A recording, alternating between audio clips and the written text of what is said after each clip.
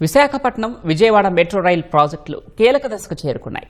2 ప్రాజెక్టులకు సంబంధించిన సమగ్ర ప్రాజెక్టు నివేదికలను కేంద్ర ప్రభుత్వం ఆర్థిక మదింపునకు సంబంధిత డివిజన్కు పంపింది. 2 నగరాల్లో కలిపి తొలి దశలో 21,616 కోట్ల భారీ పెట్టుబడితో 84.63 కిలోమీటర్ల మేర మెట్రో నెట్వర్క్ను ఏర్పాటు చేయాలని భావిస్తున్నారు.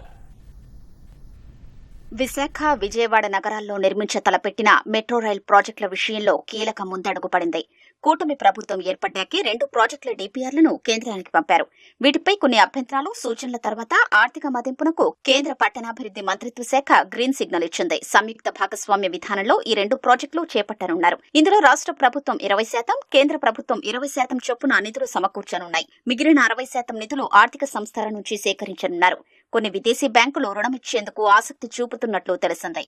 మెట్రో రైల్ ప్రాజెక్టు వ్యయంలో 40% వరకు టెండరింగ్ ప్రక్రియ ప్రారంభించేందుకు ప్రభుత్వం మెట్రో రైల్ కార్పొరేషన్ కు ఇప్పటికే సూత్రప్రాయంగా అనుమతులిచ్చింది.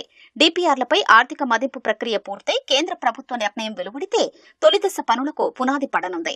విజయవాడలో మెట్రో రైల్ ప్రాజెక్టులో భాగంగా సోషల్ ఇంపాక్ట్ అసెస్మెంట్ సర్వే ప్రారంభమైంది. బందర్ రోడ్డు, ఏలూరు రోడ్డు, గన్నవరం, పెనమలూరులో ఈ ప్రక్రియ చేపడుతున్నారు.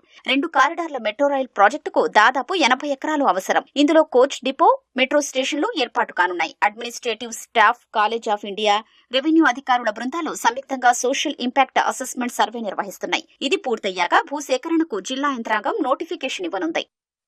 విశాఖ ఇప్పటికే పారిశ్రామిక, ఐటీ, పర్యాటక కేంద్రంగా ఎదుగుతోంది. విజయవాడ వాణిజ్య, రవాణా, పరిపాలనా కేంద్రంగా కీలకంగా ఉంది. ఈ 2 నగరాల్లో మెట్రో రైళ్లు అందుబాటులోకి వస్తే రోడ్డు రవాణాపై ఒత్తిడి తగ్గడంతో పాటు నగర ఆర్థిక కార్యకలాపాలు పుంజుకోనున్నాయి. నగర అభివృద్ధి ఒకే ప్రాంతంలో కేంద్రీకృతం కాకుండా మెట్రో కారిడార్ల వెంట కొత్త వృద్ధి కేంద్రాలు ఏర్పడే అవకాశం ఉంది.